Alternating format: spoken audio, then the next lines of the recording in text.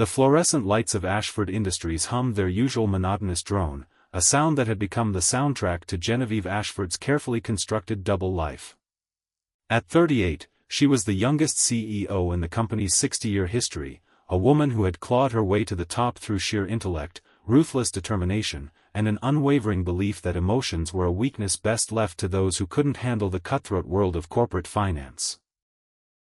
The board feared her, her assistants quit within months, and her rivals in business spoke of her as the Velvet Hammer, a reference to her polished exterior and her ability to crush anyone who stood in her way with surgical precision.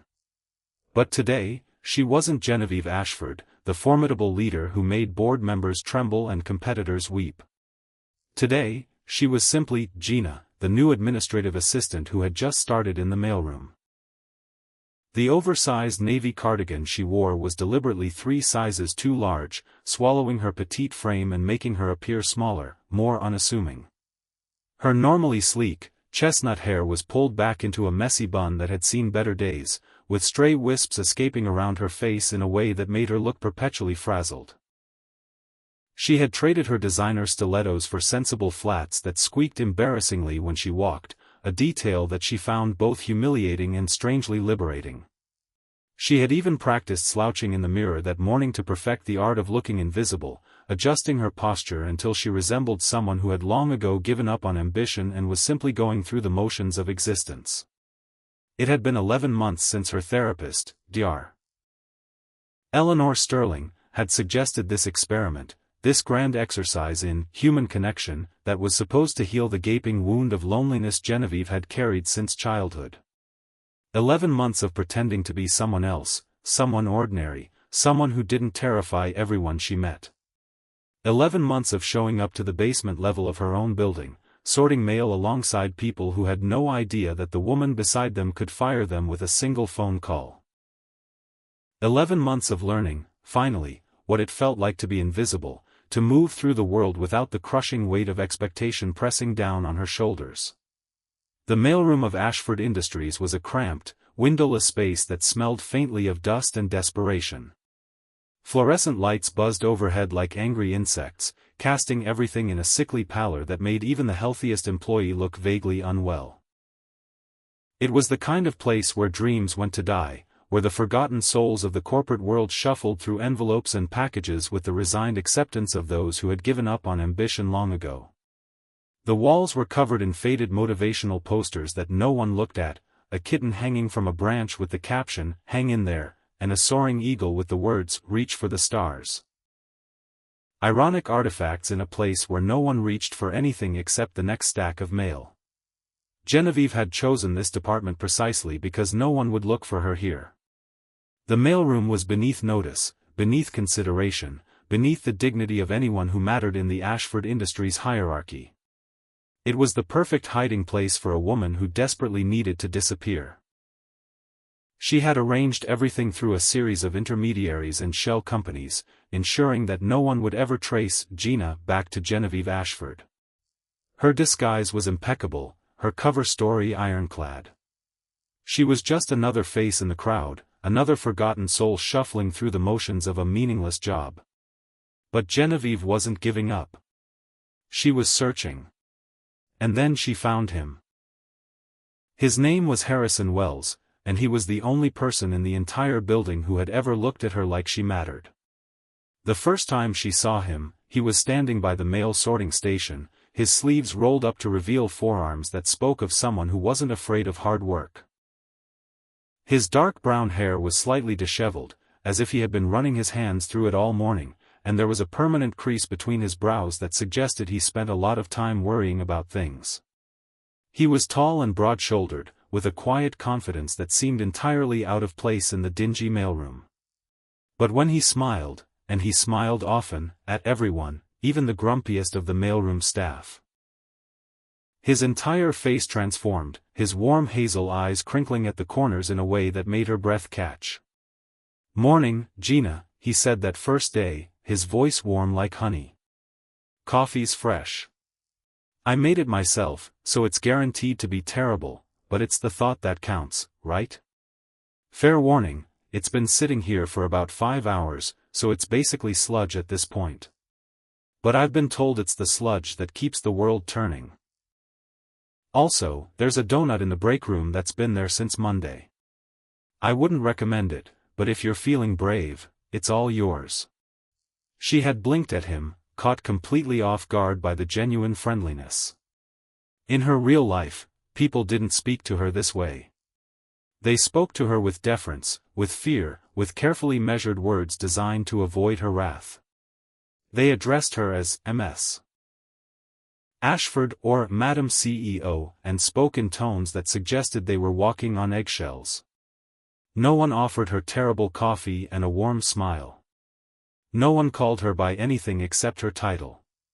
Thank you, she stammered, hating how awkward she sounded, hating the way her cheeks flushed with embarrassment. She was a CEO, for heaven's sake. She could command a room of 1,000 people without breaking a sweat. She had negotiated billion-dollar deals, crushed hostile takeovers, and stared down the most powerful men in the industry without flinching. But this man, this simple mailroom worker with his kind eyes and terrible coffee, had reduced her to a blushing mess with nothing more than a kind word. "You're the new girl, right?" he asked, handing her a chipped mug that had seen better decades. The mug was a faded red with a crack running down the side, and it had the words, "World's Okayest Employee," printed on it in peeling letters. "I'm Harrison. But everyone calls me, well, Harrison. My mother calls me that boy who never calls enough, my daughter calls me daddy, and occasionally, the worst cook in the world, but she's 6, so I try not to take it personally. She's also decided that I'm the best bedtime story reader in existence, so I think it balances out fairly well." Something in Genevieve's chest cracked open, just a little, like ice giving way to spring. "You have a daughter?" He beamed, the kind of proud, radiant smile that only a parent could wear. The smile transformed his entire face, chasing away the worry lines and making him look years younger. The most beautiful, brilliant, ridiculous little creature on the planet. Her name is Josephine. Josephine Rose Wells. She's my whole world. She's got these enormous blue eyes and this laugh that could cure any disease, and she's everything. She's my reason for getting up in the morning. Every single day. And just like that, Genevieve Ashford, the woman who had built an empire on emotional detachment, who had convinced herself that she didn't need anyone, that she was better off alone, that love was a weakness that would only hold her back, found herself falling for a man with a chipped coffee mug, terrible coffee, and a 6-year-old daughter who thought he was the best bedtime story reader in existence. Over the next several weeks, their friendship grew organically, the way friendships are supposed to grow when they're not forced by networking events or strategic alliances or the careful calculation of mutual benefit. They worked side by side in the mailroom, sorting through mountains of envelopes and packages, their conversations flowing easily as they learned each other's rhythms and routines. She learned that Harrison was a widower, that his wife, Amelia, had passed away 3 years ago from a rare form of cancer that had been diagnosed far too late. He spoke about her with a quiet reverence, his voice soft and his eyes distant, as if he was still processing the magnitude of his loss even after all this time. But he never let his grief define him. He showed up to work every single day with that same warm smile, that same terrible coffee, that same unwavering kindness that had first drawn her to him. "I miss her every single day," he admitted one rainy afternoon as they sorted through a seemingly endless mountain of packages. The rain was lashing against the tiny window near the ceiling, creating a blurry mosaic of gray and silver. "Sometimes I still reach for her in the middle of the night. Sometimes I still expect to hear her voice when I come home. But I can't let that stop me from living. Josephine needs me. She needs to see that the world can still be beautiful, even when it breaks your heart. She needs to know that it's okay to be sad, but it's also okay to be happy again. She needs to see that love doesn't end when someone dies. It just changes. It transforms into something different, but it never really goes away." Genevieve swallowed hard, feeling tears prick at the back of her eyes. She blinked rapidly, refusing to let them fall. She had spent so many years convincing herself that she didn't need anyone, that she was better off alone, that emotions were a liability. But listening to Harrison speak about his wife with such love and devotion, she realized how much she had been missing. That's incredibly brave, Harrison. I don't think I could survive something like that. I don't think I have that kind of strength. I don't think I've ever been that strong about anything. Brave? He laughed softly, shaking his head with a self-deprecating smile. I'm not brave. I'm just a guy trying to keep his head above water. Every day is a struggle. Every day I have to choose to get out of bed, to show up, to be present for my daughter. It's not bravery. It's just necessity. She needs me, so I show up. It's really that simple. That's exactly what being brave is, she insisted, her voice fierce with conviction. She reached out without thinking, her hand brushing against his arm. Showing up even when it's hard. Choosing to keep going even when you want to give up. That's not simple. That's the hardest thing in the world. And you do it every single day. You get up, you come here, you smile at everyone, you make terrible coffee, and you keep going. That's courage, Harrison. Real courage. He looked at her then, really looked at her, and she felt exposed in a way she hadn't felt in years. His warm hazel eyes seemed to see straight through her carefully constructed disguise, past the oversized cardigan and the messy bun and the awkward posture, straight to the vulnerable woman hiding beneath. You're an interesting one, Gina, he said, his voice thoughtful and curious. You hide. I can see it. You're smart, much smarter than you let on, and you spend a lot of time trying to be small. Trying to be invisible. But I see you. I see all of you. And I want you to know that you don't have to hide with me. Not ever. You can be whoever you want to be, and I'll still be here. She wanted to run. Every instinct screamed at her to run, to retreat back into the fortress she had so carefully constructed around her heart, to rebuild the walls that had kept her safe for so many years. But something in his gaze held her captive, something warm and accepting and utterly without judgment. You don't even know me, she whispered, her voice barely audible above the hum of the fluorescent lights. You don't know who I really am. You don't know anything about me. I know enough, he said simply, his eyes never leaving hers. I know you're kind. I know you have a lot of pain in your eyes. I know you're looking for something, even if you don't know what it is. And I know that whatever you're running from, whatever you're hiding from, you don't have to face it alone. I'm here. I'm right here. And I'm not going anywhere. Not ever. And for the first time in her life, Genevieve allowed herself to be seen. 3 weeks after that conversation, everything changed. Josephine developed a fever that wouldn't break. Harrison burst into the mailroom mid-morning, his face pale and his hands shaking, his eyes wild with panic. He was already on the phone when he stumbled through the door, his voice cracking as he spoke to someone on the other end. The fluorescent lights seemed to buzz louder, the entire room feeling smaller, more suffocating. Yes, I know she needs to see a doctor. Yes, I'm taking her right now. I just need to. I need to tell my supervisor. I need to. He hung up the phone, his hands trembling so badly he could barely hold it. I have to go, he said, his voice strained and desperate. Josephine's fever spiked to 104. The daycare called. They said she's really sick. She's burning up. I need to get to the hospital.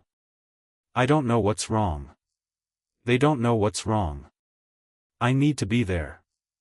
I need to be with my little girl. Genevieve watched him leave, her heart twisting violently in her chest. She had never felt so helpless in her entire life.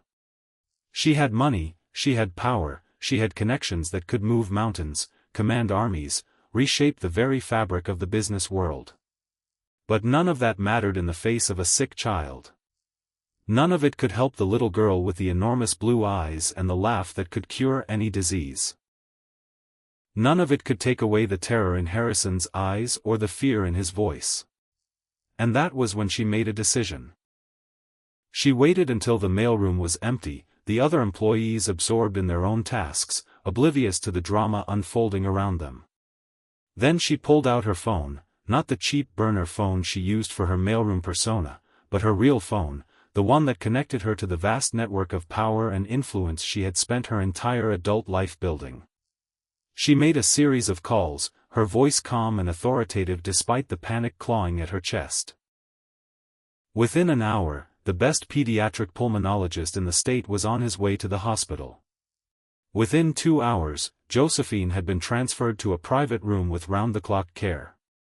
Within 3 hours, all of Josephine's medical bills had been paid in full, handled through an anonymous donor account that couldn't possibly be traced back to her. She had moved mountains with a few phone calls, had bent the world to her will with nothing more than her influence and her name.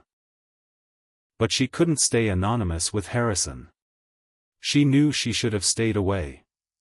She knew that revealing her true identity would shatter the fragile world they had built together, would destroy the trust he had placed in her, would expose her as the liar she really was. But she couldn't bear the thought of him going through this alone. She couldn't bear the thought of him sitting in a hospital waiting room, terrified and helpless, with no one to hold his hand, no one to tell him everything was going to be okay. She couldn't bear the thought of him facing the worst moment of his life without someone by his side. So she went to the hospital, not as Gina, the mailroom assistant with her oversized cardigan and her sensible shoes, but as herself. Genevieve Ashford, CEO of Ashford Industries, the woman who could make anything happen with a single phone call, the woman who had spent her entire life convincing herself she didn't need anyone, convincing herself that she was better off alone. When she walked into Josephine's private room, Harrison was dozing in a chair by the bed, his hand wrapped tightly around his daughter's small fingers. The little girl was sleeping peacefully, her fever finally broken, her cheeks flushed with the soft pink of recovery. She was even more beautiful than Genevieve had imagined, with her father's dark hair and her mother's delicate features, those enormous blue eyes now closed in peaceful slumber. There was a stuffed elephant tucked under her arm, its trunk worn and matted from years of love, its ear bent at a strange angle from being clutched too tightly. Harrison stirred as Genevieve approached, his eyes blinking open slowly, confusion and exhaustion warring on his face. "Gina," he murmured, his voice thick with sleep. "What are you doing here? How did you find out about the room? About the doctor? About—" He trailed off, his brow furrowing as he studied her. She was dressed in her real clothes now, a tailored cream blouse, perfectly pressed black trousers, elegant heels that added inches to her height. She looked nothing like the woman he had been working beside for months. She looked powerful, composed, utterly in control. She looked like someone else entirely. She took a deep breath, steeling herself for the fallout she knew was coming. Her heart was pounding so hard she could hear it in her ears, drowning out the steady beep of the hospital monitors. "There's something I need to tell you," she said, her voice barely above a whisper. "And I need you to let me finish before you say anything. Please. I need to say this, and I need you to hear all of it before you decide what to do." He nodded slowly, his eyes never leaving her face, his expression shifting from confusion to something more guarded. She sat down across from him, her hands clasped tightly in her lap, her knuckles white with tension. And then she told him everything. She told him about her real identity, about the double life she had been leading for 11 months, about the therapist and the experiment in human connection that had brought her to the mailroom. She told him about her empty penthouse, her endless loneliness, and the walls she had built around her heart to keep everyone out. She told him about her childhood, about parents who had treated her like an investment rather than a daughter, about a mother who measured her worth in achievements and a father who had never once said he was proud of her. She told him about the string of failed relationships, each one ending the same way, with her partners realizing she was incapable of truly opening up, incapable of letting anyone in, incapable of being vulnerable. She told him the truth. The whole, unvarnished, humiliating truth, and waited for the rejection she knew was coming. "I lied to you," she said, her voice cracking. "Every single day, I lied to you. I pretended to be someone I'm not. I pretended to be ordinary when I'm anything but. And I understand if you hate me. I understand if you want me to leave and never come back. I understand if you never want to see me again. I wouldn't blame you. I would deserve it. I deserve everything you want to say to me. I've been lying to you for months, and you trusted me, and I broke that trust." Harrison was silent for a long time, his face unreadable. The minutes stretched on like hours, each second an eternity of agonizing uncertainty. Genevieve felt her heart shattering into a million pieces, each fragment a reminder of everything she had lost. She had finally found someone who saw her, really saw her, and she had ruined it with her lies. She had finally found someone who treated her with kindness for no other reason than that she was a human being who deserved kindness, and she had destroyed that trust with her deception. "Genevieve," he said finally, and the sound of her real name on his lips made her flinch. "You're the CEO of this company?" "Yes," she whispered, unable to meet his eyes. "I'm so sorry, Harrison. I should have told you. I should have been honest from the beginning. But I was so scared. I was so scared that if you knew who I really was, you would treat me differently. That you would stop seeing me as just a person. That you would start seeing me as a title, a position, a stepping stone to something better. I was scared you would look at me and see everything I have instead of who I am." "You've been hiding in the mailroom for 11 months? "Yes. And you organized all of this?" He gestured around the private room, taking in the state-of-the-art equipment, the attentive nurses, the comfortable furniture that didn't belong in a standard hospital room. "The doctor, the transfer, everything? All of this, you did this?" "Yes." She braced herself for his anger, for the righteous fury she knew she deserved. She had prepared herself for screaming, for accusations, for the door slamming in her face. She had prepared herself for the worst. But instead, he laughed. A warm, genuine laugh that filled the room with unexpected joy. He shook his head, running his hand through his disheveled hair, and laughed again, a sound of pure, unadulterated amazement. "Wow," he said, his eyes crinkling at the corners. "Just, wow. I don't even know what to say. I don't think I've ever been more surprised in my entire life." "I don't understand," she said, her brow furrowed in confusion. "You're not angry? You're not furious with me?" "Oh, I'm a little angry," he admitted, his smile softening. "I mean, you lied to me for 11 months. You let me talk about my life, my struggles, my daughter, all while knowing that you had all this. That's a lot to process. That's going to take some time to fully understand. I won't pretend it doesn't hurt, because it does. It hurts that you didn't trust me enough to tell me the truth." "I know," she said miserably. "I'm so sorry." "Will you stop apologizing and let me finish?" he said gently. "I'm not finished. There's more I need to say, and I need you to hear it." She fell silent, her heart pounding. "Here's the thing, Genevieve," he said, leaning forward and taking her hands in his. His grip was warm and firm, grounding her in a way she hadn't expected. "You pretended to be an ordinary employee, and do you know what happened? Every single person in that mailroom treated you like garbage. Every single person, except me. Do you know what that says?" She shook her head, unable to speak, tears already welling in her eyes. "It says everything about them and nothing about you," he said firmly. "They didn't see you. Not really. They saw someone they thought was beneath them, and they treated her accordingly. They were dismissive, condescending, and sometimes outright cruel. They looked at you and saw someone who didn't matter. But when the CEO walks among them, they fall over themselves to be polite. They bow and scrape and pretend to be decent people. They see your title and they treat you like royalty. And you know what that tells me? What? She breathed, her voice barely audible.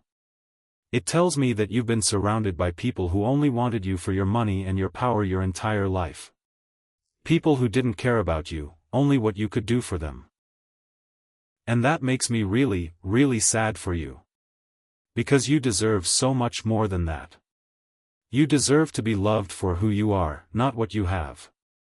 You deserve to be seen, truly seen, by people who care about you as a person. You deserve to be treated with kindness for no other reason than that you exist and you're worthy of kindness. You deserve to be valued for your heart, not your bank account. The tears she had been fighting finally spilled over, coursing down her cheeks in hot, unstoppable streams. You don't hate me? Hate you? He cupped her face in his hands, his thumbs brushing away her tears with infinite tenderness. How could I hate you? You're the most genuine, most kind-hearted person I've ever met. Do you have any idea what you've done for me? For Josephine? You showed up. You were there. You organized all of this, and you didn't do it for recognition or gratitude. You did it because you cared. You did it because you wanted to help. That's not the act of a cold, calculating CEO. That's the act of someone with a beautiful soul. That's the act of someone who loves deeply and gives freely. But I lied, she sobbed. I lied to you every single day. I pretended to be someone I'm not. I'm not the woman you think I am. And I forgive you, he said simply. Because I understand why you did it. You were scared. You've been hurt. You built walls to protect yourself, and that's okay. That's understandable. But I want you to know that you don't need those walls anymore. Not with me. Not with Josephine. We see you, Genevieve. We see the real you. The vulnerable you. The scared you. And we love her. We love her completely. We don't love the CEO. We don't love the title. We love you. Just you. She stared at him, her heart so full it hurt. You love me? I think I've loved you since the day you walked into that mailroom, he admitted, a soft smile playing on his lips. I just didn't know it until now. I didn't know it was possible to fall in love with someone so completely, so quickly. But then you showed up here, and you moved mountains for my daughter, and I realized that I don't care about your title. I don't care about your money. I care about you. Just you. All of you. The good parts and the scared parts and everything in between. I don't deserve you, she whispered, shaking her head. I don't deserve any of this. I don't deserve your kindness or your forgiveness or your love. Stop it, he said firmly, his voice gentle but insistent. Stop telling yourself that you're not enough. You are more than enough, Genevieve. You are more than I ever dreamed of. And I don't care if you're the CEO of Ashford Industries or the mailroom assistant. I care that you showed up for me. For my daughter. You didn't have to. You could have stayed hidden. You could have protected yourself. But you didn't. You came. And that's all that matters. That's everything. That night, she went home to her empty penthouse, but for the first time in years, it didn't feel empty. She had been seen, truly seen, and she had been accepted anyway. The walls she had built around her heart had crumbled, and in their place was something new, something fragile and beautiful and terrifying. Something that felt like hope. Something that felt like the beginning of a new life. Over the next several weeks, Josephine made a full recovery, and Genevieve became a permanent fixture in their lives. She spent her evenings at Harrison's modest apartment, which was barely a quarter of the size of her penthouse but felt infinitely more like home. She helped Josephine with her homework, listened to her stories about school and her friends and the adventures of her stuffed elephant. She cooked dinner for the three of them, learning to make Josephine's favorite foods, macaroni and cheese, chicken nuggets shaped like dinosaurs, and pancakes with smiley faces drawn in syrup. She read bedtime stories and sang lullabies and tucked the little girl in with a kiss on her forehead every single night. And she fell more in love with both of them every single day. She had made the decision to step down as CEO, to hand over the reins of Ashford Industries to her second-in-command, a brilliant young woman named Patricia who had been her protégée for years. It had been the hardest decision of her life, letting go of the empire she had built, but it had also been the easiest. Because she had finally discovered what really mattered, and it wasn't corner offices or billion-dollar deals. It was this. This small, messy apartment filled with love and laughter, this little girl who looked at her with such trust and adoration, this man who had seen her at her worst and loved her anyway. She had never been happier. One evening, as the three of them sat on the worn-out couch watching a cartoon that Josephine had insisted was absolutely the best show ever created in the entire history of television, Harrison turned to Genevieve with a soft, tender smile. "I'm glad you pretended to be someone else," he said, his voice warm with affection. She laughed, leaning into him and resting her head on his shoulder. "Why? I lied to you for months. I deceived you. I pretended to be someone I'm not. Because if you had walked into the mailroom as the CEO, I would have been too intimidated to even say hello," he admitted. "I would have kept my head down, done my job, and never spoken a word to you. I would have assumed you were out of my league. Which you are, by the way, and I would have missed out on the best thing that ever happened to me." "Who, me?" she teased, looking up at him with dancing eyes. "No, the terrible coffee," he teased back, his eyes sparkling with mischief. "But you're a close second. A very close second. That coffee is still terrible, by the way. I haven't improved at all." She smacked his arm lightly, laughing. "You're impossible. Impossibly in love with you," he said, his voice suddenly serious. The teasing vanished from his eyes, replaced by something deep and earnest and overwhelming. "And I know it's only been a few months, and I know I'm just a single dad with a mailroom salary and a tiny apartment, and I know I can't give you the life you're used to. But Genevieve Ashford, I want to spend the rest of my life with you. I want to wake up next to you every single morning. I want to watch you grow old with me.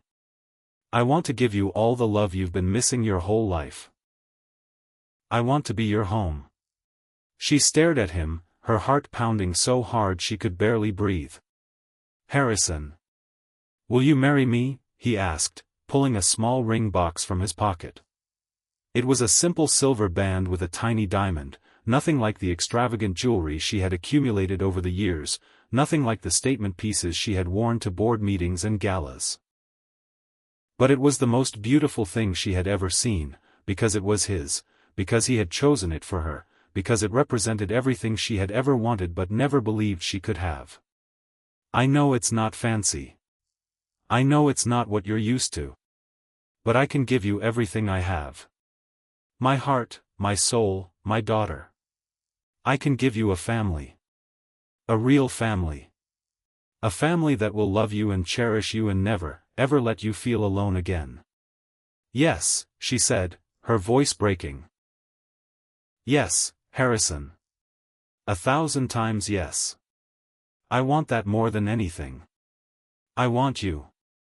I want Josephine. I want this family. I want this life.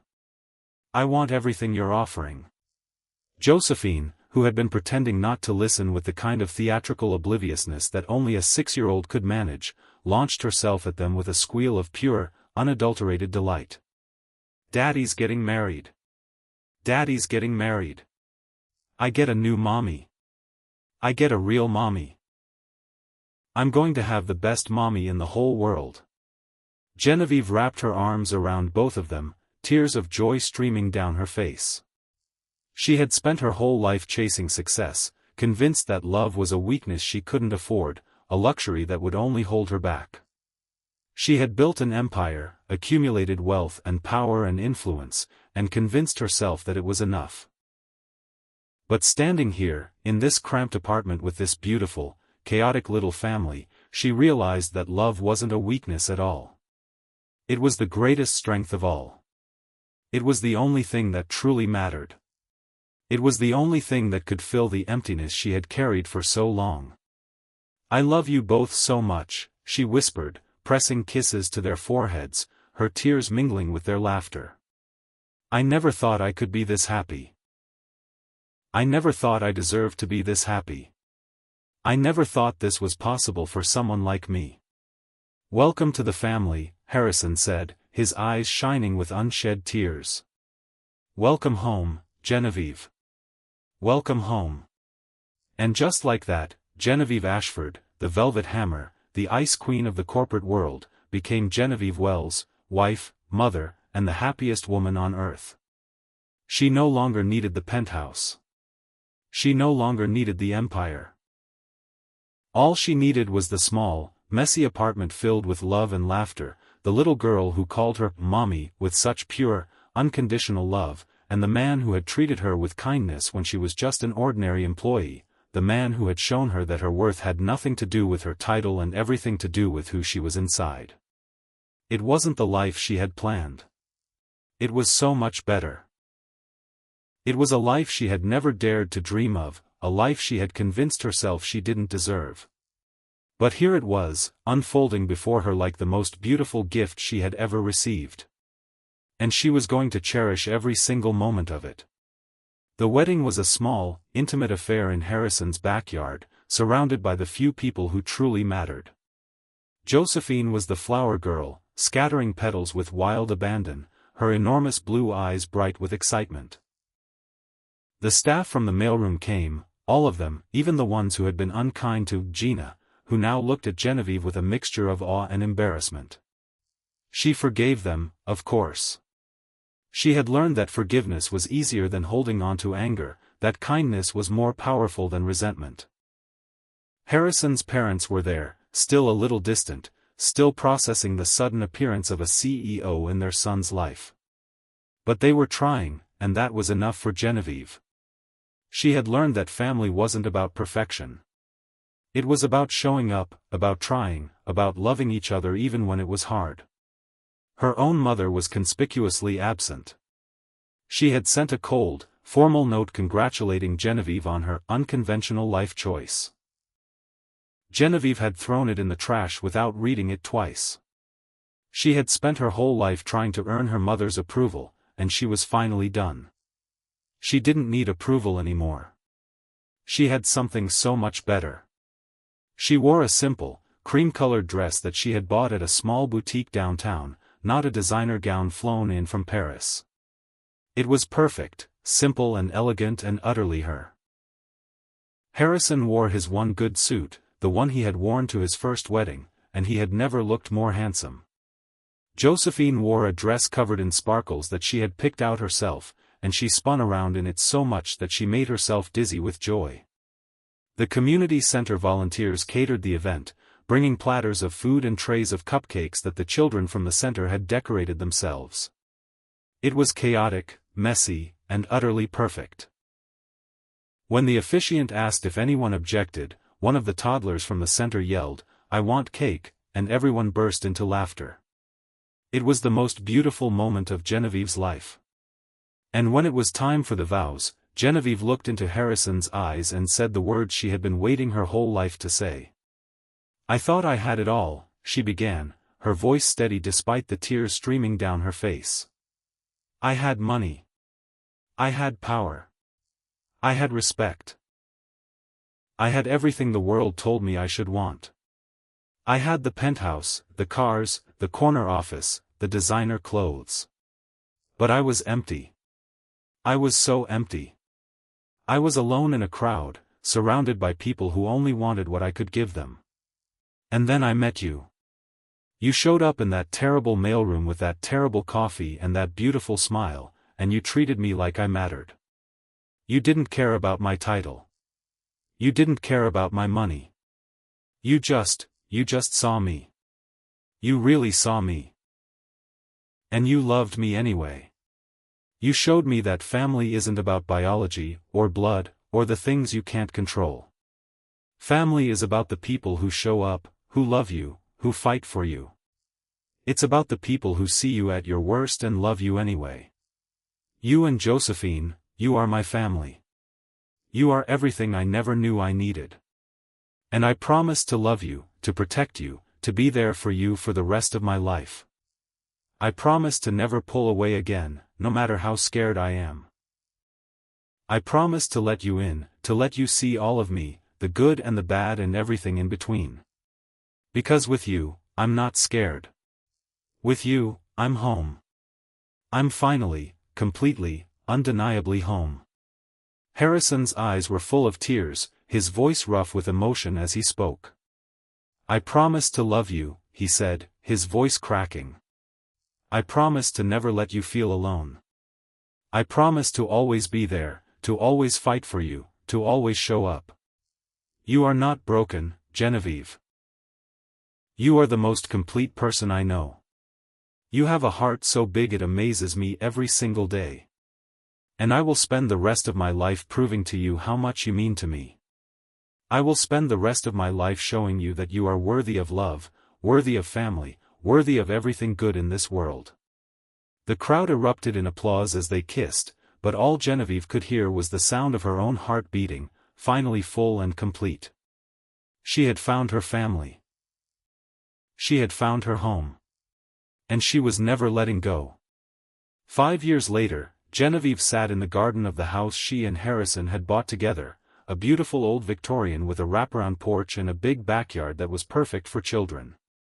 She had started a non-profit foundation dedicated to helping single parents, using her business acumen and her connections to make a real difference in the world.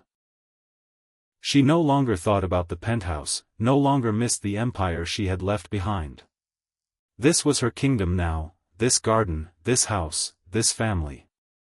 Her phone buzzed, a text from Harrison, ready to head to the park. The girls are driving me crazy. You're the only one who can calm them down. The only one who can calm me down. She smiled, a warm, genuine smile that reached her eyes. She looked at the framed picture on the garden table.